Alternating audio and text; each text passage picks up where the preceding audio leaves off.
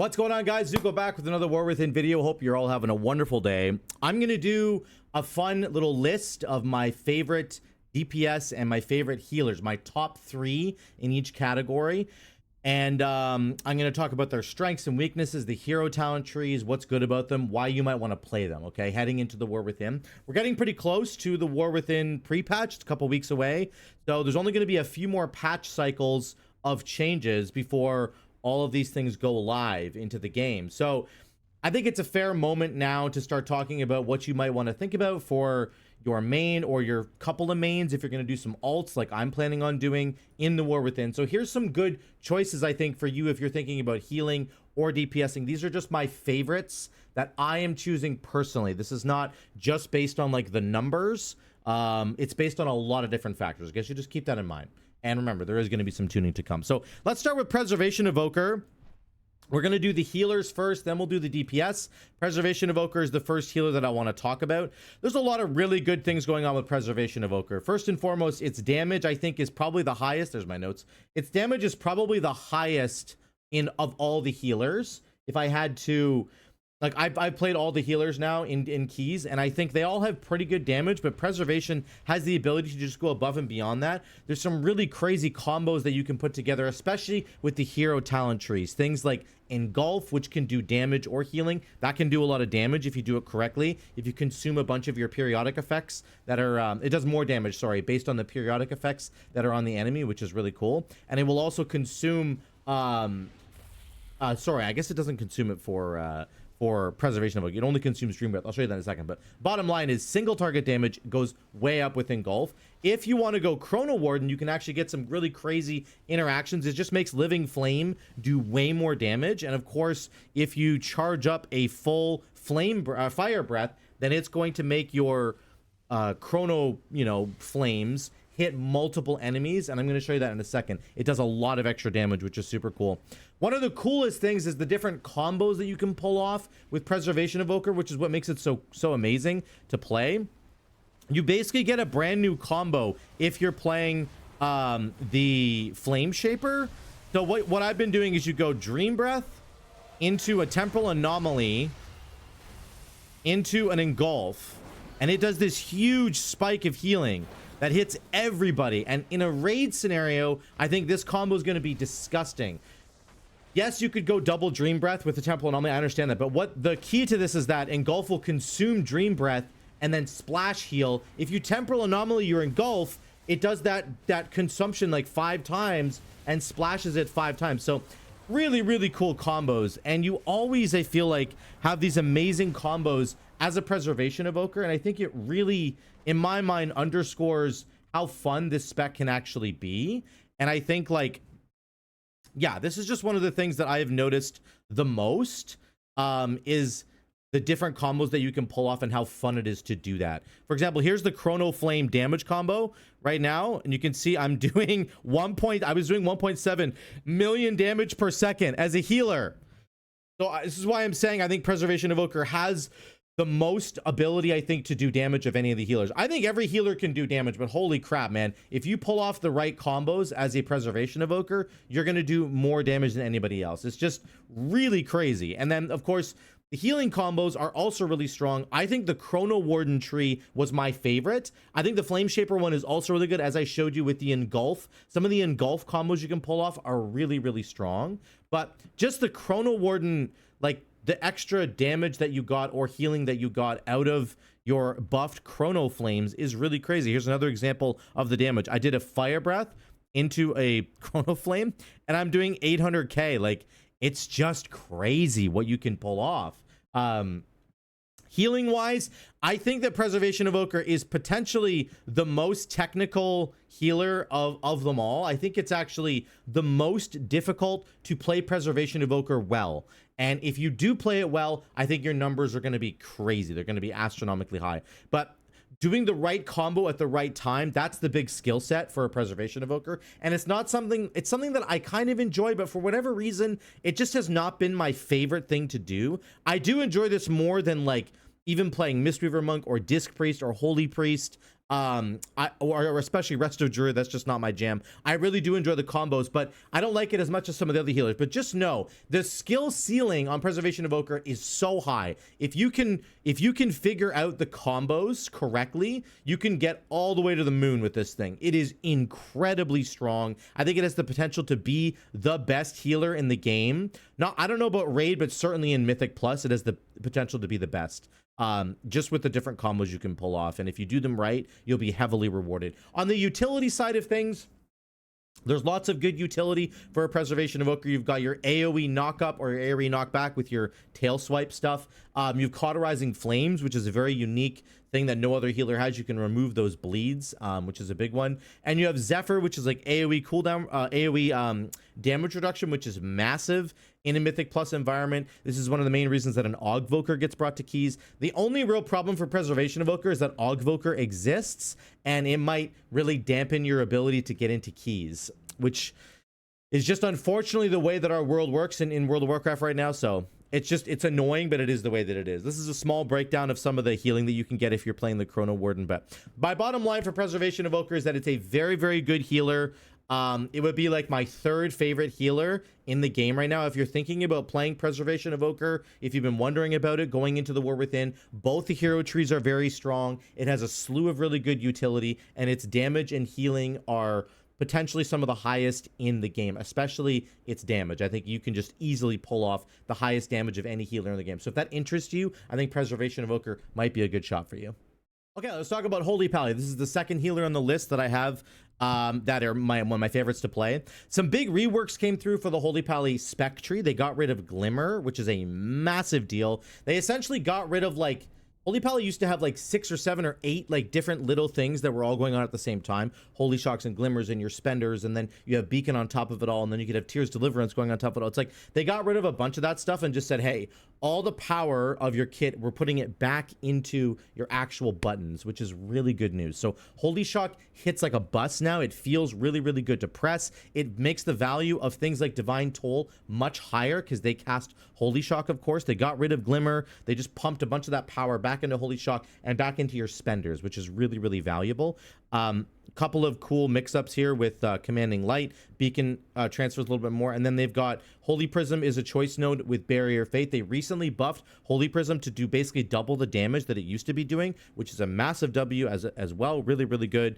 You have your Divine Favor, Hand of Divinity choice node here. They added in things like Truth Prevails, which is kind of a good talent. It helps you save mana, which is a really good thing. You actually have lots of ways to save mana: Truth Prevails, Reclamation, and then of course your Divine Revelations here. Might be able to get some mana back from that as well. They've really just consolidated the spec tree, made it better, got rid of the needless kind of fluff on the outside, and just empowered your main abilities. And I think that that is probably one of the best changes that they could have made, period. Both the hero talent trees are very good. I would say Lightsmith has more healing, Lightsmith has more damage, sorry, and Herald of the Sun has more healing. And I'm going to show you some of what that looks like here in a minute.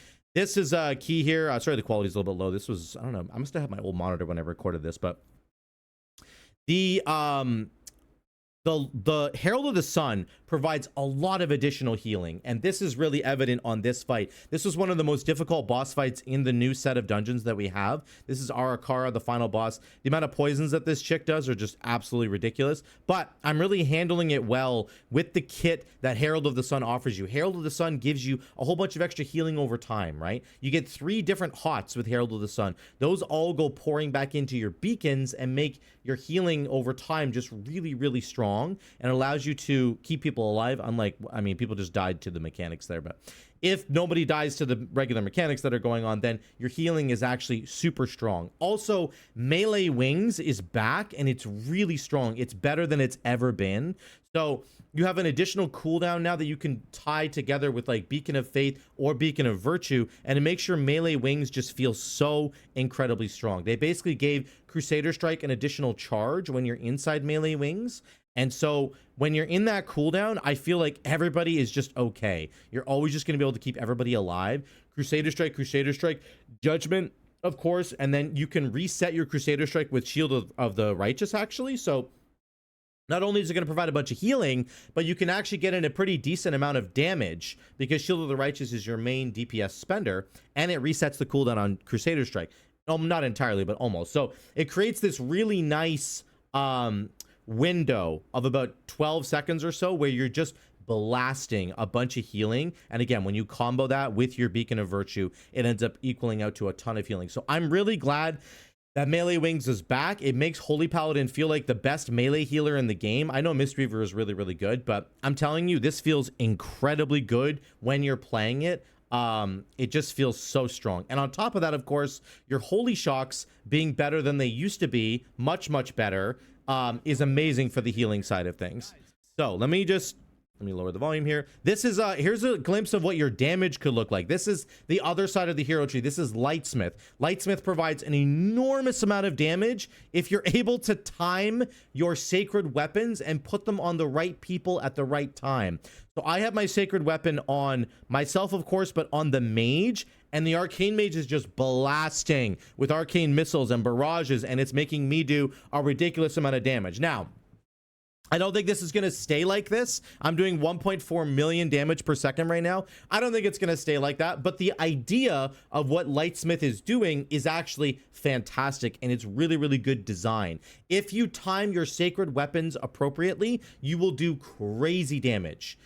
Probably not this much. They're going to nerf it, I'm sure, or they're going to make sure that it's at an appropriate number, but you will do lots and lots of damage if you're throwing your sacred weapon on the right person at the right time. I like that from a healer's perspective. That's really good design. It allows me to min-max my damage if I do it at the right time. If I mess it up, the damage isn't quite as good. It's okay, but it's not amazing. So I really do like the design that they've gone for here. And even with Lightsmith, you still have lots of healing. You can throw shields on people, which are massive, and the shields refresh themselves. So you still have a lot of healing that way as well. But I was just really blown away by how much damage Lightsmith was able to offer, which is really good. On the utility side of things, I think Holy Paladin is probably lacking a little bit of the utility versus like Shaman or Preservation Evoker. I'm going to get to Shaman in a second. So we don't have like an AoE cap totem. You don't have an AoE knock-up like the other two do. You don't have an AoE knockback. You do have an AoE blinding light, which is an interrupt, but that's all you really have. Then you have your single target stun. You do have more defensive utility, I would say. Things like Blessing of Protection, Blessing of Sacrifice, which is a huge damage reduction you can put on anybody. Freedom is a really good spell. So I think if you're looking for a more defensive utility package, Holy Paladin's got you covered. It's a little bit less about interrupting enemies and a little bit more about keeping your allies alive. So I really like Holy Paladin. I love the melee wings. I love both of their hero trees. They're both really strong. Lightsmith gives you lots more damage and a little bit of healing. And then Herald of the Sun can give you so much extra healing if you really need it, especially in like a raid environment. So I love these specs. If you're thinking of playing Holy Paladin, I'm telling you, it's back. Holy Paladin is really strong. The changes that Blizzard have made it an incredible spec, and especially melee wings just feel so good to press. So if you're thinking of playing it, I would highly encourage you to play it. It's a fun healer, and it's going to be amazing in the War Within. Okay, that leaves us with the last healer, which is Resto Shaman, and this is the one I'm probably the most excited about. I think I'm very, very excited about Holy Pally, but Resto Shaman is looking really good as well. They just got a rework to their spec tree, so there's a lot of different things going on here. Talents have been shifted around. Some talents have been completely changed entirely. In the middle here, for example, your Mana Tide totem with Spearwalker's Title Totem. This used to give you chain heals, like a crazy amount of chain heals that were free. Now it's only healing surge. So initially I didn't like the change. I thought this was really bad, but then if you play it in Mythic Plus, it actually feels quite good. So I like this cooldown a lot. They modified how Earth Living Weapon works. Earth Living receives 150% additional healing benefit, from your mastery. So a little bit of a different thing there. As enemies get lower, Earth Living is going to kick in harder, which is very cool. That's kind of the theme with Resto Shaman anyway. The lower an ally gets, the better you're going to do because of that mastery. That's how it works, right? We got Tidebringer got moved over here, and then Ancestral Awakening got a buff where it has a 20% chance to proc all the time now, and then it gets increased further if you have critical strike chance. So a very good baseline change for Ancestral Awakening. We've got High Tide down here. We still have access to Ascendance and Deeply Rooted, but Ascendance can now be a 2-minute cooldown. This is a massive deal. Yeah, this is like almost 50% more uptime on Ascendance versus what it having a 3-minute cooldown, right? So very, very strong there. And then Downpour got reworked as well, which is quite cool now. So when you cast Healing Rain, you can activate Downpour inside that Healing Rain afterwards, which is, it's a really cool talent, and I think it works quite well with Farseer. I'll get to that in a second. But this actually heals for a lot, and it creates a little mini game that I love. I love when Blizzard introduces these little mini games that we get to play, that you get to work around, a little mechanic that you have to make sure you get right, and if you do get it right, you get rewarded. So I like the new direction they've gone here.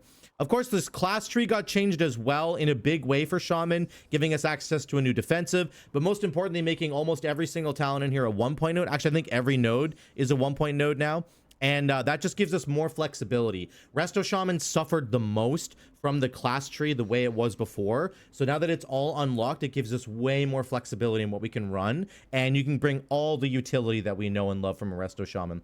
In terms of damage from a Resto Shaman, I'm going to talk about that in a second. Both the hero trees are very, very strong. I think Farseer gives you a little bit more single target damage. Totemic doesn't really give you much extra damage at all. It just gives you the healing rains that you can move around for free as a totem now, which is really cool, but it doesn't necessarily contribute any additional damage, whereas Farseer, I think, does have some more damage for you, and we're going to get to that in a second here. But just on the whole, I think Resto Shaman's in a really, really good place, potentially the best place that it's been in a long time, and I think that when we're talking about its damage, again, Farseer on boss fights, you get a 3rd charge of Lava Burst, which is really strong. That just makes your single target damage even better, and getting resets from like a lava from your Flame Shocks giving you Lava Surge is just really, really strong as well. Your Healing Rain is always going to be on the ground no matter which spec you're running, if you're Farseer or Totemic, and it's going to give you that Acid Rain damage, which is solid.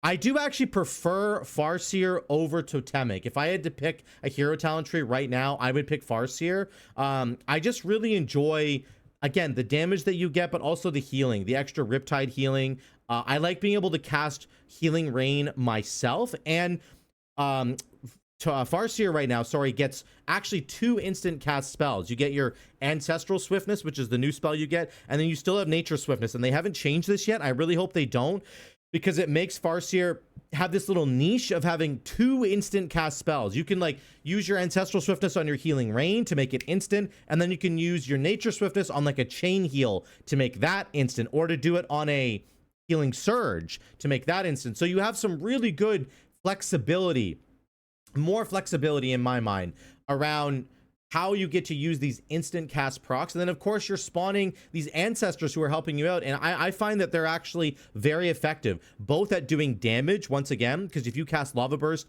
when your Farseer, when your ancestors are out, you're going to get more damage. And then of course on the healing side, they provide a ton of healing as well. So really enjoy Resto Shaman, and I really enjoy both the hero trees for what they bring. I do think Totemic, in my opinion, falls behind a little bit. For some reason, I was really struggling with mana problems when I was running Totemic, versus Farseer is just like all about Riptide, and Riptide's a really efficient spell. Totemic's a lot more about Chain Heal and getting a bunch of free Chain Heals, and the healing from that is really good. Don't get me wrong. It's very, very good to have those free Chain Heals coming. Anytime you drop a totem, it spawns a Chain Heal for you. Very, very good. But my issue is just that on the mana front, it seemed to be a real problem for me. And I really like some of the little bonuses that you get for Farseer, like getting 4 stacks of Tidal Waves. You can see in the top there, I had 4 for a second, now I have 3. But Tidal Waves increases the cast speed of almost all of your other spells after you cast a Riptide. So getting 4 stacks of that just meant that I constantly, it's like I had 20% haste all the time on my healing spells. That's how good it felt. And I love that bonus. That basically comes from Farseer as well. So my pick would definitely be to go Farseer over Totemic. But the bottom line is they both provide a lot of healing, and they both provide extra damage, which is nice. On the utility front, of course, Resto Shaman is just disgusting. I mean, you have so much that I was talking about in the class. You have double cap totem, you have an Earthbind, Earth Grab totem if you want it. You have a Purge, you have a Hex, you have a Poison Cleanse totem, you have Windrush totem for your friends, you have Rocky that you can summon. I mean, all Shamans can do that, but you really get more value out of it, I think, from a Resto Shaman's point of view, because you have time to cast all these totems, and sometimes the DPS guys aren't incentivized to take like Windrush totem or Earth Grab totem, so you can bring all the extra utility as the Resto Shaman. You have your knock up, of course, from Thunderstorm, which is really good. And then you've got your extra healing from Ancestral Guidance. You can move around while casting with your Spirit Walker's Grace. So you've a ranged kick, which is really, really good on lots of different fights. I mean, I love the utility package. I think it's awesome. And for Resto Shaman, I feel like you really get to benefit from it. You also, they've now separated Lightning Lasso from Thunderstorm. So you actually have a single target stun now, and it does a lot of damage. And for the DPS shamans, it doesn't do anywhere near enough damage, but for Resto Shaman to have a single target 5-second stun is like disgusting. It's actually really, really good. I used it a bunch in some of the other dungeons that I was running. So altogether, I think the package for Resto Shaman is strong. I think it's stronger than it's ever been, and I love the little mini game of playing Farseer and having your ancestors spawning. You can create really big DPS windows by spawning 2 ancestors at the same time and then unloading a bunch of damage, or you can create a big healing window where you spawn 2 Farseer or ancestors, sorry, and then you unload a bunch of healing, and you can create sort of this whatever you want to do. And then again, the utility is super strong as it's always been. 2-minute Ascendance to me is just an incredible bonus to this spec. So I really love Resto Shaman. If you're thinking about playing it and you've never played it before, I promise you the War Within is the perfect time to jump in and play it. You're really going to enjoy Resto Shaman. And that's it for the healers. We're going to move on to the DPS. Okay, first up on the docket for DPS is Survival Hunter. This would be in my top 3 for sure. Survival Hunter, as you guys probably know, got a massive rework to their spec tree and their class tree. They have more defensives now than they've ever had before. They have extra utility with high explosive trap or implosion trap. You could take scatter shot, bursting shot. You have a stun. There's a lot of healing that got added to the kit that you had to choose between before, and now you just get both of them. Lots of defensive and utility bonuses for Survival Hunter. And then, of course, the spec tree got completely reworked. They're basically a full-blown bombardier now. Explosive shot and wildfire bomb being the main components of your damage now. I would say that Survival Hunter's been a little bit bugged, and it's been doing too much damage than it should be doing right now. But it's really been super buffed, and it feels fun to play. I really enjoy it, and I think you will too. If you're ever interested in playing Survival Hunter as like a melee, I mean, it is still a melee, but it's kind of this really cool mid-range melee. It still has its mobility, disengage into harpoon. You could jump in with coordinated assault. You can jump in with flanking strike. It has all these really cool options for controlling the battlefield and making sure you can maintain your damage, which is really awesome. Things like Mongoose Bite are still here. You can cleave them now if you want to with Merciless Blows. Flanking Strike, Blizzard isn't quite sure what they're doing with Flanking Strike. We're still not sure yet, so put a little pin in this one, but Flanking Strike is still here, and it has been comboing really well with Tip of the Spear. Tip of the Spear is your new overarching mechanic where you have to be weaving in kill commands to buff the damage of your next ability, but it applies to things like Kill Shot, things like Wildfire Bomb. It even applies to Fury of the Eagle, so you can dramatically buff the damage of your next ability, and it creates a really fun gameplay loop, in my opinion, that I've enjoyed playing quite a bit. Both the hero trees are very boring, but they're probably fine. I think they're just boring but good. Especially Sentinel is pretty boring but good. Pack Leader I've tried several times and I haven't really had any luck with it. I've tried to get it to work and to be really strong, but I just really haven't had that much luck with it, unfortunately. So it is what it is. But Sentinel works quite well, and you're seeing the Sentinel in this key here. Overall, guys, the damage on Survival Hunter is just really strong. I'm just gonna, oh, what happened there? Went into the game. Well, back we go. The damage of Survival Hunter is just really, really strong, and I want to emphasize that that right there. It's got a lot of extra utility now. It's got a lot of survivability, but the damage is just disgusting. So if you've ever considered it, if you're thinking about playing Survival Hunter, I promise you, even with a couple of nerfs that are likely to happen in the next couple of weeks, I think some of their stuff's going to get nerfed even more than it is right now. Even with that being said, I think you're going to have a ton of fun on Survival Hunter. It's going to do a lot of damage, and it's going to be viable. And in the higher keys, in the higher raids, I promise you, Hunter is going to be a much more viable spec, and especially Survival. Just because you have 2 charges of Survival to Fittest now, you have extra healing. You still have Turtle. If you press Turtle or Feign Death, you remove poisons and diseases from you. Like, there's all kinds of wonderful, wonderful additions to make Hunter a more viable pick in the higher keys and in the higher raid difficulties when a lot of those one-shot mechanics come through and you weren't able to survive them before. Now you can. So It's got damage, it's got utility, it's got survivability, it's fun to play. Those are just like all the checkboxes that I really need to play this thing, and I think you should jump into this if you're thinking about it, okay? Survival Hunter in a really, really good state. I would definitely highly recommend that you try it out if you haven't been looking at it at all, okay? Let's go to the next DPS. All right, the next DPS is Feral Druid. This is the next one on my list that I absolutely love this thing. And I know there are some massive issues with energy regen, and it got nerfed. And I'm really hoping Blizzard retracts some of those nerfs because it's pretty annoying. But I'm telling you, having played it for like many hours now in a lot of different keys, even with the nerfs and things like Tiger's Fury not resetting on enemy kill and just getting a lot of our energy nerf in general, it still feels fun. I've come up with a build that I think is actually a lot of fun, and Wildstalker itself is also incredibly fun. I also just like being a cat. I love being a cat and being super fast. That's one of my biggest things about melee, and I haven't talked about this a lot in other videos, but all the range on melee's got nerfed. Survival Hunter range, Rep Paladin range, Rogue range, and Feral Druid range all got nerfed. You don't have it anymore, okay? You just don't. So like Astral Influence, for example, increases the range of your spells now, not all of your attacks. So because of that, I think mobility is at a premium for melee people. So the ability to move quickly around the battlefield is really huge. And for Feral Druid, you actually just get that. You get more movement speed here. You get more movement speed just being in cat form in general. And then you have things like your Tiger Dash if you want it, or you can go for Wild Charge. So I think mobility is the answer to fixing some of those range problems that we lost. That being said, even though there's a little bit of a problem with energy for Feral Druid, I've still thoroughly enjoyed myself, and it has a lot of damage from this tree, and there's some really cool synergy with the hero talents as well. Druid of the Claw is a bit of a dud. I don't love this tree yet at all. I don't really like it in any way. I've tried it a couple times and I really just don't like it, but I'm gonna have to work on it. Wildstalker to me is where it's at. You get these extra thriving growths, and you can actually burst these growths by pressing Ferocious Bite on the growth itself. This creates a new little mini game where you're biting your growths and exploding them and doing tons of extra damage to nearby enemies. And the dots that you get from these vines that are on the enemies, they can be buffed by things like Adaptive Swarm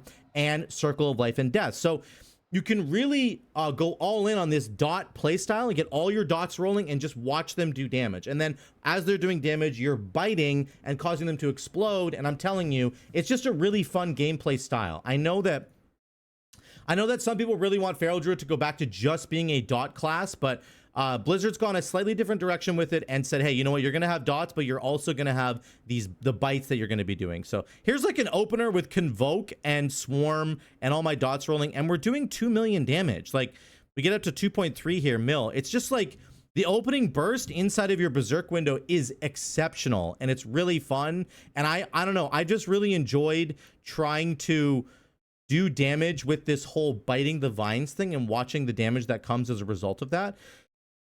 It's just very, very fun. And I think that Feral Druid is going to scale with stats into the later part of the expansion. And that's really what I was noticing on the beta, was that my crit, for example, was only at like 23, I think maybe 28% or something. And you really need to have like 40% crit or more on Feral Druid for it to really turn the corner. It's going to turn that corner. All your combo point generating abilities are going to generate 2 combo points instead of 1, and that's going to be a massive boost to your damage. I'm telling you right now, without the extra crit in your, like, because our gear is so low right now and our stats got squished, without that crit, it just doesn't feel very good to play. But once you get it, it feels really, really good to play.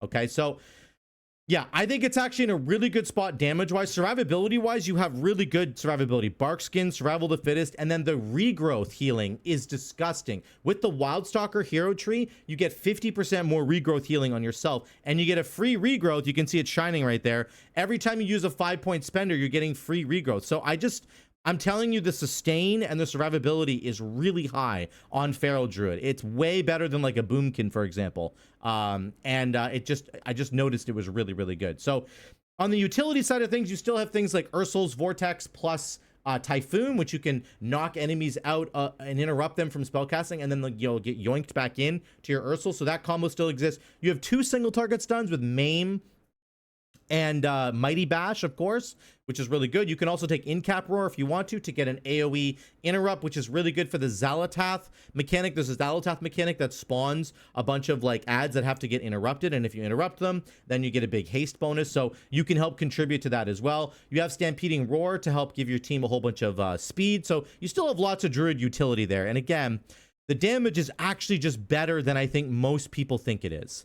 I would say most people think that Feral Druid damage is not that good, and they're just like hate it because of the energy problems. But I'm telling you right now, it is really good. It's actually better than you think. If you've been wanting to play Feral Druid and you've been thinking about it for a long time, I'm telling you right now, Wildstalker Feral Druid is really fun, and it is absolutely a contender for my favorite DPS going into the expansion right now. Even with the way that it's been nerfed, and even if it doesn't get buffed at all from now until the War Within launches, it's in a really good spot, and I really do want to play it. So if you're thinking about playing it as well, I would highly encourage you to jump in and try out your Feral Druid. You also, of course, get buffs like Heart of the Wild, which is a huge one, but go try it out, guys. I promise you, you'll be excited about it, and you'll be surprised, I would say, by how much damage it's actually able to pump. I'm having a really good time on it in the beta. So that's it for Feral Druid. Let's move on to the last class that I'm going to talk about, which is Shaman. All right, we're back to the Shaman. We're going to split this into two. I basically am saying that like either Enhancement Shaman or Ele Shaman are main contenders for being my DPS choice. So it's like Survival Hunter, Feral Druid, and then either Ele or Enhancement Shaman. We're going to start with Ele, and I'm going to talk about why it's potentially my choice here. Let me just put on a weapon that actually makes sense so that everybody isn't triggered by that little sword. I was already triggered. Okay, so Ele Shaman got a massive rework to their spec tree. It's huge. It's completely overarching, and then of course the class tree got changed as well, so they have more defensive opportunities here with Stone Bulwark. You have defensive bonuses from Seasoned Winds and Elemental Resistance, and it's all really, really good. The actual elemental tree itself really got a good overwork, in my opinion, an overhaul, and it's like you have a lightning side and a fire side. And then there is a way to mix the two builds together with Liquid Magma Totem, but I will just say, I think this tree is pretty well constructed. It can use a little bit more work, a little bit more love, but there are some really good standout talents here, in my opinion. Number one, the reworked Ice Fury, which is passive now, is a really big deal.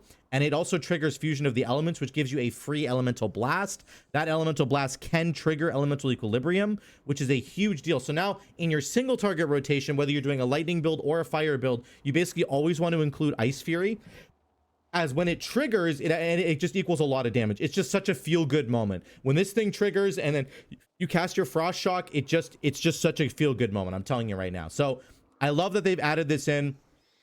Extra speed with the lightning build. Speed is the name of the game with the lightning build that they've done here. Your chain lightning has reduced cast time. When your lightning elemental is active, you get reduced cast time. You get some more bonuses now from lightning shield. So lightning shield is actually a relevant shield to have on yourself. You get 8% more nature damage, which is awesome. It's actually relevant even for a fire build because flame shock does nature damage as well, right? So kind of some interesting crossover going on there. You get a new you get a shield imbuement, which is really good. It actually isn't doing that much damage right now, but they have buffed it recently and it's getting above the 1% mark, so it might be worth taking just as a little bonus there, which is pretty good. We have Earth and Rage coming back, which was an old mastery from like years ago. It doesn't really do any damage right now, but it's cool to have it back. One of the biggest changes that we have is that Skybreakers is here, and they got rid of Wind Speakers, which was like the automatic reset on Lava Burst. But you have Skybreakers now, which reduces the cooldown of your Elemental, which is a massive deal because that's really what this is all about. Having your Elemental out really is going to buff all your damage and make you a lot stronger, not to mention talents like Elemental Unity, which just gives you more damage when your Elemental is active. So I really like that Skybreakers is back. I love that you could do like a lightning build that includes Liquid Magma Totem, and then you can have a bunch of flame shocks that are all ticking and critting and reducing the cooldown of your lightning elemental and bringing him back more quickly. So there's some really good synergy going on there.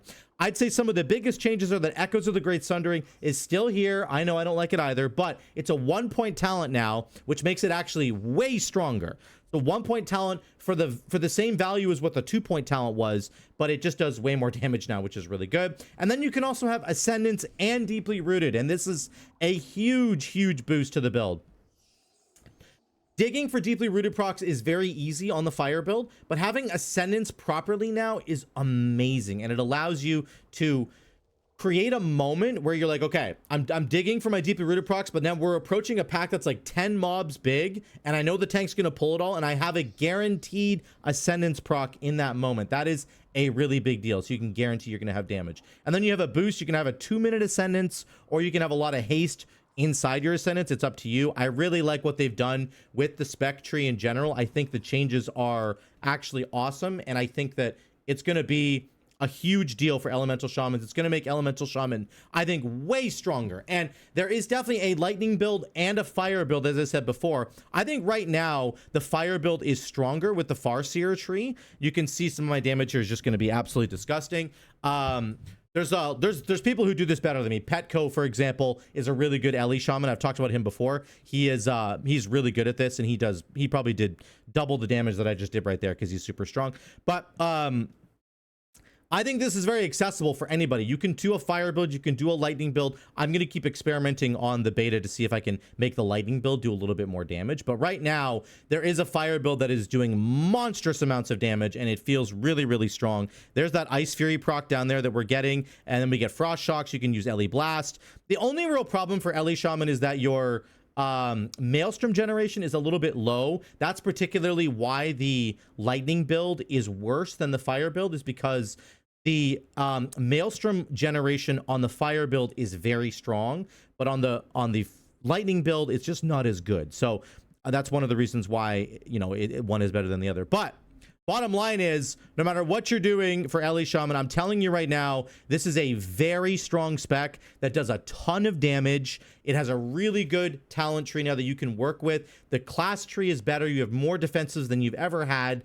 And the utility is there. It's shaman utility, man. The shaman utility is always going to be really strong. It's always going to be huge. Having things like Cap Totem, the knock up, Earth Grab Totem, Earth Bind, your Poison Cleanse. You can help extra people with that way. You can heal with Ancestral Guidance. I mean, there's just so many bonuses that you can get. So really love the direction Ele has gone. This is a serious contender for my favorite DPS going into the War Within. I think it's going to be really good. If it stays the way that it is right now with no nerfs, it is absolutely going to be one of the top DPS contenders in Mythic Plus, at least in the raid scenario. I don't think it has quite as much damage, but I'm telling you right now, in Mythic Plus, it's going to be really, really good. So that's Ele Shaman. Let's move on to Enhancement Shaman as my final DPS that we're going to look at here. All right, we have Enhancement Shaman. This, to me, is potentially one of the best Mythic Plus DPSs that we have in the game right now. I think the single target for raid is probably going to be behind some of the other specs, but I'm telling you right now, the Storm build in particular for Enhancement Shaman is so strong.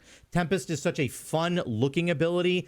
Getting the Lightning Rod procs as well is really, really good. I just like visually, the lightning build for both Enhancement and for Ele is like some of the best visuals and sound effects you're going to get in the entire game. It's really, really fun, and it looks good, and it sounds good, and it does a lot of damage. Enhancement Shaman is just absolutely pumping damage. The only issue for Enhancement is trying to figure out how to fit in like an Elementalist playstyle. I think the Elementalist build might be sort of dead, or it's going to have to fit into a really weird build like with the Stormbringer build.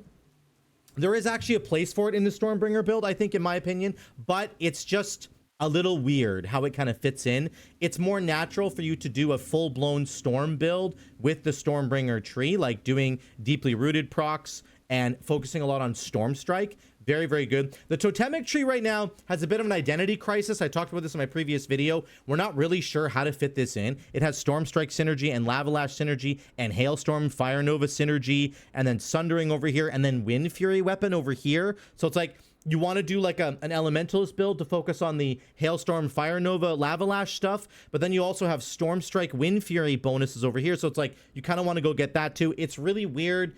We're working on it. I'm trying to figure out a build that actually works well, but the bottom line is it's kind of behind the Stormbringer builds no matter what you do. Totemic is just a little bit behind. But that being said, the Stormbringer builds are really strong. And I'm telling you right now, Enhancement Shaman is absolutely pumping on the meters. It is doing a crazy amount of damage on every single pack that you're on. And if you actually get a deeply rooted proc on top of the rest of the damage that's going on, it's really strong. This is me actually trying an elementalist version of the Stormbringer build, and there's just some really cool, you know, synergy going on here. We're doing 1.6 mil. Watch this Tempest proc here. I'm gonna press this, I think, right here. Oh, did I already press it? Yeah, we're up to 2 million already. What was I at there? 1.6 mil here, right? I get a Tempest proc, and then I press my Tempest proc. I go from 1.66 mil to 2.17 mil. Right? That just did like 5 million damage or something. I don't know what it did. Anyway, it's ridiculous. It's absolutely ridiculous. So I do think there is an elementalist build that can fit into the Stormbringer tree. I just don't think it's as good as doing a straight up Storm build with the Stormbringer tree. It's just better, which is great for me. I've been waiting for years for Blizzard to actually introduce support for the Stormbringer build, the deeply rooted build. I love it so much. Getting deeply rooted procs is like one of the most satisfying things in this game. I'm telling you right now, it is so cool to get those procs. And even though the Feral Spirit tier set bonus was nerfed recently by Blizzard, it's actually fine. It went from Feral Spirits having 100% uptime to only getting 1 extra Feral Spirit whenever you do use Feral Spirits. I'm telling you guys, it's going to be fine. Do not worry about it. This tree is still really good. Besides that, our spec tree and then the hero trees are really good, and they work well together to provide a lot of damage. I know people are really mad as well about the spec tree not getting any love. I understand that. I'm telling you, even if Enhancement Shaman gets no more buffs before we get to the War Within, it'll be very good. It'll be super strong. Okay, I'm telling you right now, don't worry about the haters or people who are freaking out about it. It's going to be fine. I also think there's multiple builds that you can run as Enhancement Shaman, which is really good. That's always a fun thing, and that's a big reason why I play this spec. The utility is Shaman utility. You've got double cap, totem, poison cleanse, all that stuff. It's all there. It's all really strong. Defensively, you're a little bit better with the Stone Bulwark totem. You're still not the best defensively in the game. Hunters are definitely better than us now, but the point is, there's a lot of good things happening for Enhancement Shaman. I think the damage is absolutely outrageous with the Tempest build. It looks cool. It sounds cool. It's slapping on the meters. I'm telling you, you're going to have a blast if you play the Stormbringer Enhancement Shaman build. It's going to be so much fun. I'm telling you, you should jump right into it now. Go level a Shaman right now if you don't have one, okay? Because it's looking really good for them. All right, guys, those are my top 3 healers, top 3 DPS. Once again, just to recap, we got Preservation Evoker, Holy Paladin, and then we have Resto Shaman. Those are awesome. They're all really good healers. I've tried to provide my strengths and weaknesses for all of them for you guys. And then, of course, on the DPS front, Survival Hunter is absolutely pumping with the rework. I think Pharaoh Druid is a dark horse. It's actually really strong, and people don't think it is. And if you're thinking about playing Kitty, you really should. And then Ele and Enhancement Shaman are amazing right now. With the Ele rework, I think it's looking better than it's ever looked. Enhancement Shaman, even without getting a really big rework, is also looking really strong. Also, the Shamans, you know, have a raid buff now, which is another huge deal. But those are my picks for my top 3 DPS, my top 3 healers. Let me know what you guys think in the comments down below. What would you have picked? What are you looking forward to playing in the War Within? Do you agree or disagree with anything that I've done? Please let me know in those comments down below. I'd love to hear from all of you. Thank you so much again for watching. I love you guys. I'll see you in the next one.